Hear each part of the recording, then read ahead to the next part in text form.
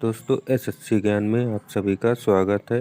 आज हम इस वीडियो में एसएससी एमटीएस 2023 के 11 मई 2023 को जो एग्ज़ाम हुआ था उसके जीएस के सभी तीनों शिफ्टों के 75 प्रश्नों का विस्तृत विवरण इस वीडियो में लेकर आए हैं। तो वीडियो को पूरा देखिएगा, जिससे आप सभी को जिसका भी एसएससी एमटीएस का 30 सितंबर से एग्ज़ाम लगा हुआ है, एग्ज़ाम से पहले एक बार एसएससी एमटीएस के किस टाइप को कैसे प्रश्न एग्ज़ाम में पूछे जाते हैं, इस वीडियो को देखने के बाद आइडिया लग सके और आप अपना एग्ज़ाम अच्छे से दे सकें।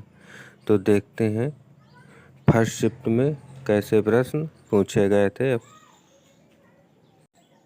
तो पहला प्रश्न जो पूछा गया है, थॉमस कप निम्न में से किस खेल से संबंधित है? तो इसका करेक्ट आंसर होगा बैडमिंटन।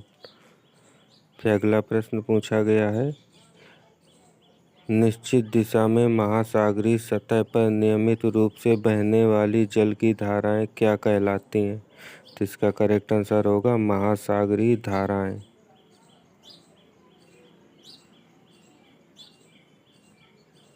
फिर अगला प्रश्न पूछा है, जून 2022 में गूगल डूडल ने सत्येंद्र नाथ बोस को सम्मानित किया, वह क्या है? तो वह भारतीय भौतिक विज्ञानी थे। ऑप्शन 1। फिर अगला प्रश्न था, निम्न में से किस गुप्त शासक ने नालंदा विश्वविद्यालय की शुरुआत की थी? तो इसका करेक्ट आंसर था कुमारगुप्त ने नालंदा विश्वविद्यालय की शुरुआत की थी। फिर अगला प्रश्न पूछा था, जनन की वह प्रक्रिया जिसमें केवल एक ही जीव भाग लेते हैं क्या कहलाती है? तो इसका आंसर था अलैंगिक जनन। ऑप्शन 1। फिर अगला प्रश्न पूछा था, भारतीय संविधान का निम्न में से कौन सा अनुच्छेद कार्यपालिका से न्यायपालिका के पृथक्करण से संबंधित है? तो इसका करेक्ट आंसर था अनुच्छेद 50।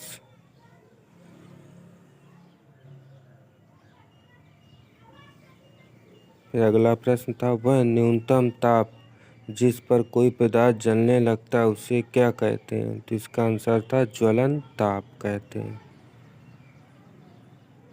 फिर अगला था, सितंबर 2020 में किस विधेयक के कारण लोगों ने दिल्ली, हरियाणा और पंजाब में व्यापक विरोध प्रदर्शन किया था? तो इसका आंसर था कृषक विधेयक के कारण। फिर अगला प्रश्न था, जापान जैसे देश में कौन सी जन्म दर जनसंख्या पिरामिड को आधार पर बनाती है? तो निम्न जन्म दर जो है जनसंख्या आधार को सकरा बनाती है। तो इसका ऑप्शन 2 सही था।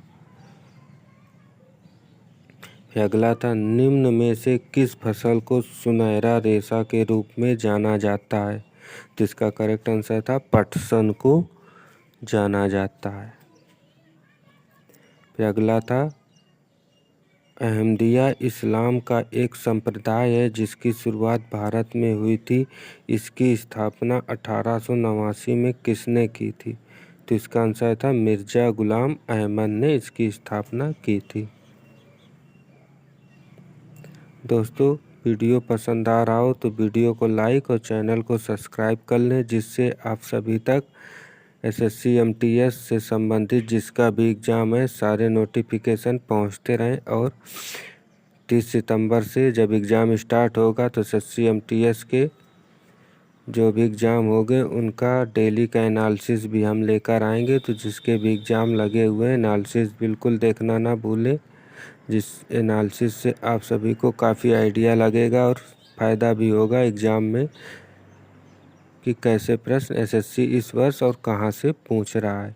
तो एनालिसिस के लिए चैनल को जरूर सब्सक्राइब कर लें। बढ़ते अपने अगले प्रश्न की ओर। झिंझिया किस राज्य का प्रसिद्ध लोक नृत्य है? तो यह बिहार राज्य का एक प्रसिद्ध लोक नृत्य है। ऑप्शन 3। फिर अगला प्रश्न, मुगल अपने पिता की ओर से किस वंशज के थे? तो यह थे तैमूर वंश के थे। ऑप्शन 4। फिर अगला प्रश्न था लंदन ओलंपिक 12 में भारत ने कितने रजत पदक जीते थे? तो इसका आंसर था 2 रजत पदक जीते थे। फिर अगला प्रश्न था कलामंडलम कल्याण किट्टू अम्मा को वर्ष 1997-98 में कालिदास सम्मान से सम्मानित किया गया था। वह किस भारतीय शास्त्रीय नृत्य शैली के लिए प्रसिद्ध है? तो इसका करेक्ट आंसर होगा मोहिनी अट्टम। फिर अगला प्रश्न GDP calculated at some constant set of prices is called, जिसको कहते हैं वास्तविक जीडीपी। ऑप्शन 4। फिर अगला प्रश्न था दिल्ली में जामा मस्जिद किसके द्वारा बनवाई गई थी? जिसका आंसर था शाहजहां के द्वारा बनवाई गई थी। फिर अगला प्रश्न पूछे था which of the following is the ultimate source of energy for all living organisation? तो इसका करेक्ट आंसर था सन यानी सूर्य। फिर अगला प्रश्न था लता मंगेशकर ने किस फिल्म के लिए अपना पहला पार्श्व गीत रिकॉर्ड किया था? तो इसका आंसर था मराठी फिल्म के लिए। अगला प्रश्न था सैयद वंश का प्रथम शासक कौन था? तो इसका करेक्ट आंसर होगा खिरिज खां।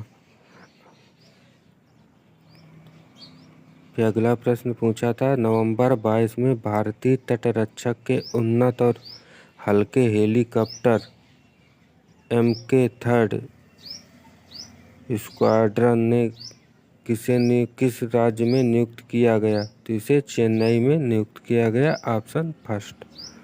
फिर अगला था कटीले वन तथा झाड़ियाँ भारत के किन भागों में पाए जाते हैं? तो इसका करेक्ट आंसर था उत्तरी पश्चिमी भाग में पाए जाते हैं।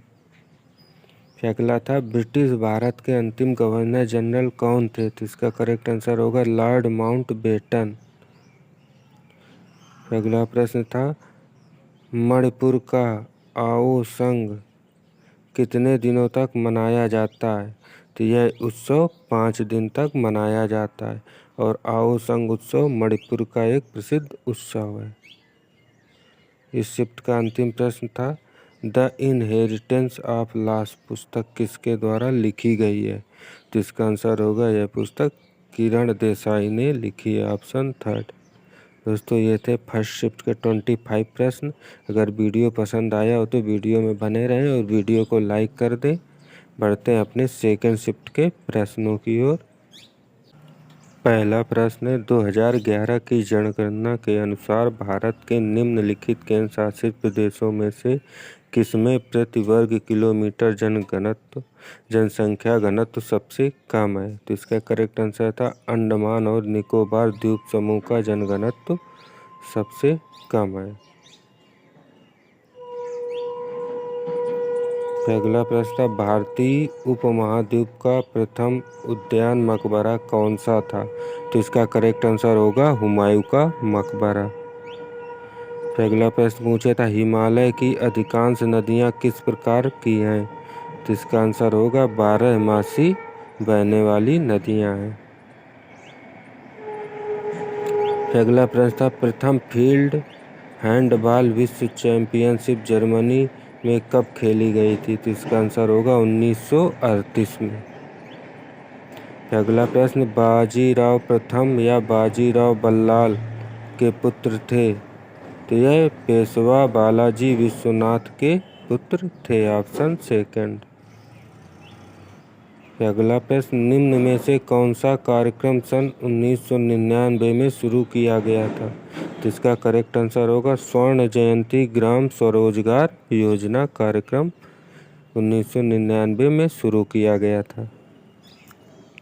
फिर अगला प्रश्न था ताप मापने के लिए किस युक्ति का प्रयोग किया जाता है? तो इसका करेक्ट आंसर होगा थर्मामीटर का।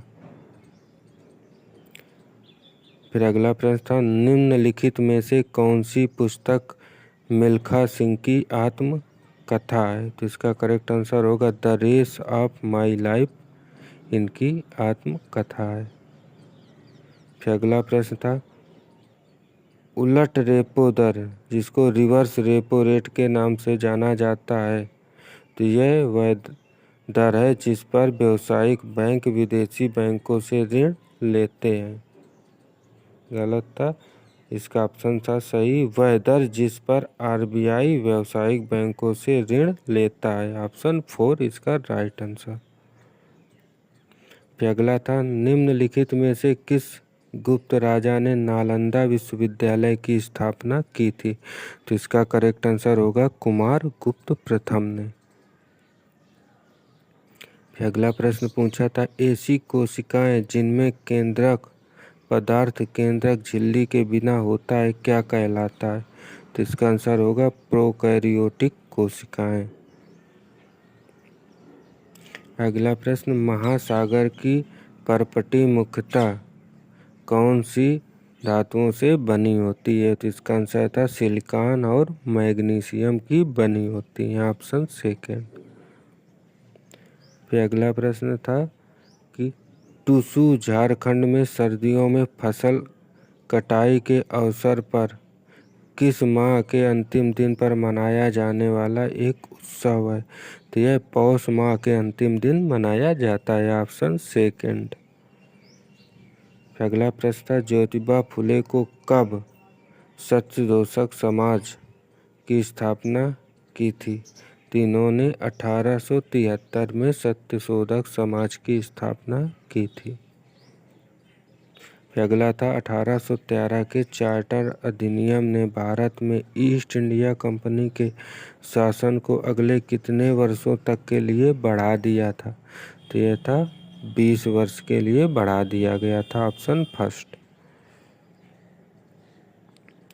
अगला प्रश्न था, किस राज्य में बाघ नदी के तट पर स्थित बाघ गुफाएं, जिसमें 9 बौद्ध गुफाएं और 6ठी शताब्दी में विकसित की गई थी? तो इसका आंसर होगा मध्य प्रदेश राज्य। अगला प्रश्न, भारत में द मोजार्ट ऑफ मद्रास के नाम से किसे जाना जाता है? तो इसका करेक्ट आंसर था AR रहमान को। अगला प्रश्न था, पानीपत का तीसरा युद्ध कब लड़ा गया था? तो इसका आंसर होगा 1761 ईस्वी में। फिर अगला प्रश्न पूछा था, राजगृह किस महाजनपद की प्रथम राजधानी थी? तो इसका करेक्ट आंसर होगा मगध राज्य की।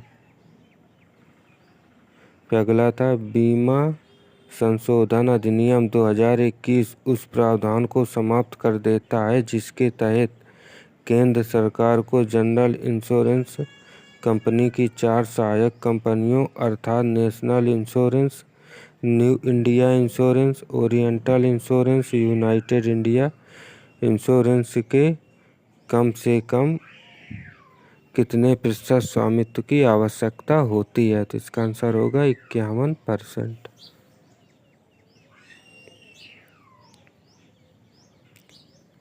अगला प्रश्न, किस प्रकार की बेरोजगारी में व्यक्ति अपनी क्षमता से कम योगदान देता है? तो इसका करेक्ट आंसर होगा प्रच्छन्न बेरोजगारी।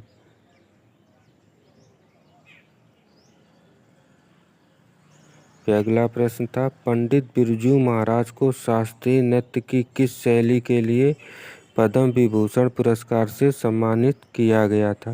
तो इसका करेक्ट आंसर होगा कथक से। अगला प्रश्न पूछा था, कथकली ने किस राज्य के संरक्षण में 17वीं शताब्दी में दक्षिण भारत में आकार लिया था? तो इसका आंसर होगा कर्नाटक के राजकुमार के संरक्षण में। इस शिफ्ट का अंतिम प्रश्न था, कौन सा देश चावल का सबसे बड़ा उत्पादक है? तो इसका आंसर था चीन। Option second. तो ये थे सेकेंड शिफ्ट के 25 प्रश्न। अगर वीडियो पसंद आ रहा हो तो वीडियो को ज़्यादा से ज़्यादा सभी तक शेयर करें और चैनल को सब्सक्राइब कर लें, जिससे कल से जो SSC MTS के एग्ज़ाम शुरू हो रहे हैं आप सभी तक SSC MTS का एनालिसिस पहुंच सके। बढ़ते अपने थर्ड शिफ्ट के प्रश्नों की ओर। पहला प्रश्न है, भारतीय संविधान के अनुच्छेद 25 से 28 तक में किसका प्रावधान है? तो इसका आंसर होगा धार्मिक स्वतंत्रता के अधिकार का प्रावधान है। अगला प्रश्न, निम्न में से किस ग्रह को भोर का तारा भी कहा जाता है? तो इसका करेक्ट आंसर होगा शुक्र ग्रह को। अगला प्रश्न था, मानक जनगणना परिभाषा के अनुसार मुख्य श्रमिक वह व्यक्ति है जो एक वर्ष में कम से कम कितने दिन तक कार्य करता है? तो इसका करेक्ट आंसर होगा 183 दिन। फिर अगला प्रश्न था, भारत में वित्तीय वर्ष की अवधि कितनी होती है? तो इसका आंसर प्रत्येक वर्ष 1 जनवरी से प्रारंभ होकर अगले वर्ष 31 दिसंबर तक। ये गलत था। फिर करेक्ट आंसर था प्रत्येक वर्ष 1 अप्रैल से प्रारंभ होकर अगले वर्ष 31 मार्च तक। सेकंड ऑप्शन राइट था। फिर अगला प्रश्न था, प्रधानमंत्री आवास योजना शहरी किस केंद्रीय मंत्रालय द्वारा शुरू की गई थी? तो इसका करेक्ट आंसर था आवास और शहरी मामलों के मंत्रालय द्वारा। फिर अगला प्रश्न था, वर्ष 2011 में Guinness book of world record ने आधिकारिक तौर पर उन्हें संगीत इतिहास में सबसे अधिक गाने के रिकॉर्ड करने वाली कलाकार के रूप में मानित किया था। तो यह थी आशा भोसले। अगला प्रश्न था, सरोजा वैद्यनाथन को किस वर्ष शास्त्रीय नृत्य के लिए कालिदास सम्मान मिला था? तो इसका आंसर होगा 2009-10 में। अगला था, श्री JSPR जिन्हें मेजर ध्यानचंद खेल रत्न पुरस्कार 2021 से सम्मानित किया गया था, किस खेल से संबंधित थे? तो श्री JSPR जो है हॉकी से संबंधित प्लेयर है, ऑप्शन 1। फिर अगला था, बेरी बेरी निम्न में से किसकी कमी से होता है? तो इसका आंसर होगा विटामिन B1 की कमी से। फिर अगला प्रश्न, धोलावीरा का प्राचीन शहर किस राज्य में स्थित है? तो इसका आंसर होगा गुजरात राज्य।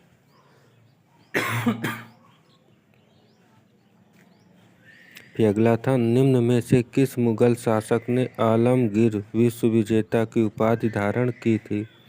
तो इसका करेक्ट आंसर होगा औरंगजेब ने। फिर अगला प्रश्न था, निम्न में से कौन सा राष्ट्रीय उद्यान महाराष्ट्र में स्थित नहीं है?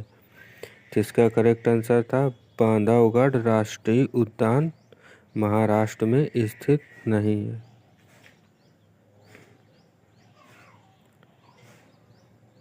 फिर अगला प्रश्न पूछा था, भारतीय मसाला बोर्ड का मुख्यालय कहाँ पे स्थित है? तो इसका आंसर होगा कोच्चि केरल में। फिर अगला प्रश्न था, 1897 में रामकृष्ण मिशन की स्थापना किसने की थी? जिसका करेक्ट आंसर होगा स्वामी विवेकानंद ने। फिर अगला प्रश्न था, भारत के किसी भी राज्य का प्रमुख एक होता है, तो इसका आंसर होगा राज्यपाल। फिर अगला था, भारत की पार्लियामेंट को क्या कहा जाता है? जिसे संसद कहा जाता है। अगला था, हिमालय के सबसे उत्तरी भाग में स्थित श्रृंखला को क्या कहते हैं? तो इसका आंसर होगा आंतरिक हिमालय। फिर अगला प्रश्न था, जगोई और चोलोम किस राज्य के नृत्य की दो मुख्य शैलियाँ सौम्य हैं? तो इसका आंसर होगा मणिपुर की। फिर अगला प्रश्न था, निम्न में से किसने formula 1 United state grand prix 2022 जीता? जिसका करेक्ट आंसर होगा मैक्स वेस्टोरपेन ने। फिर अगला प्रश्न था, वर्ष 1817 में the history of British India को किसने लिखा था? तो इसका आंसर था जेम्स मिल ने। फिर अगला प्रश्न था, दशहरा उत्सव को किस नाम से भी जाना जाता है? तो इसका आंसर होगा विजयादशमी के रात। फिर अगला था, निम्न में से कौन एन ऑटोबायोग्राफी टुवर्ड्स फ्रीडम पुस्तक के लेखक हैं? तो इसका आंसर होगा जवाहरलाल नेहरू। फिर अगला प्रश्न था, निम्न में से कौन सी बेरोजगारी किसी अर्थव्यवस्था में मंदी का परिणाम है? तो इसका आंसर होगा चक्रीय बेरोजगारी।